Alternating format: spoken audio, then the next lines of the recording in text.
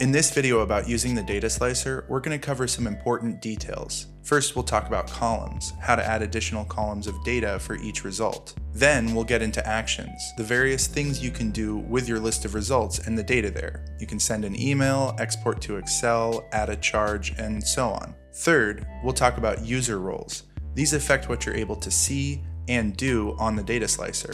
We'll cover that in some more detail as well. Over the course of the previous 4 videos on the data slicer, we've just been focusing on the filter. But that's just one aspect of the data slicer. The filter lets us pinpoint the results we're looking for. It lets us pull up a list of students that meet the criteria that we've defined. However, often as you're doing reporting, you'll want to be able to pull up that list of carefully defined results along with pertinent information about them. These pertinent details might be their date of birth, their address, their overall GPA, the number of credits they've earned as an undergraduate, and so on. These details can be added as columns of data. So we have those two sides of the data slicer, filter and columns. Filters control who comes up in the list of results. Columns control the data that the table shows for each result. Let's take our last set of conditions and then add one of the columns we mentioned. Notice on the right that we're currently on the data slicer's filter. So let's click on columns. Here we'll see all of the columns that have already been populated on the table as a result of adding filters. But we'll also see plus signs after those dropdowns that allow us to add new columns here. We'll click the plus sign after the last dropdown. We're going to add the GPA column to this report.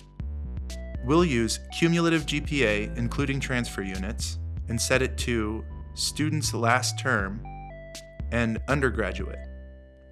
Once we've done that, we can click Update to add that column to the report. You can see that the report now shows that column for all applicable students. Let's touch briefly on the fact that you can also sort by any of these column headings.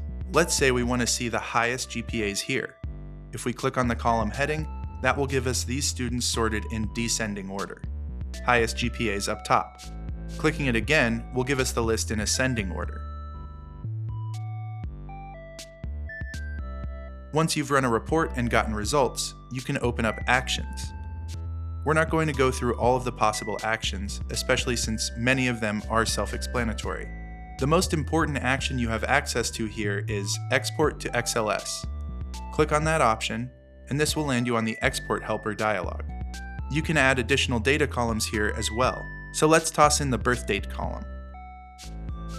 Once you've done that, you can download this spreadsheet of data to your computer by clicking Go. Another of the most important actions you have here is Save as New Report. Once you've loaded your filters and columns, you can avoid having to create this report from scratch by choosing that option. It will be saved under Reports, here, to be loaded later. The actions you can perform here have a lot to do with the roles that you have, so let's move on to roles. In order to be able to access the data slicer at all, you have to have one of these 3 roles: Academic Admin, Registrar, or Academic Auditor.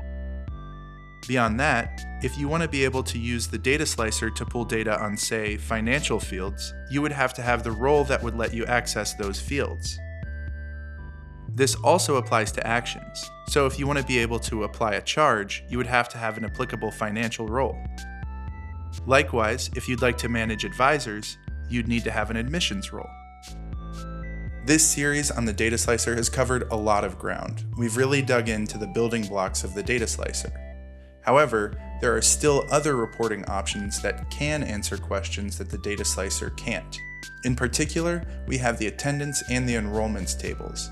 Other videos will cover options for each of those reports.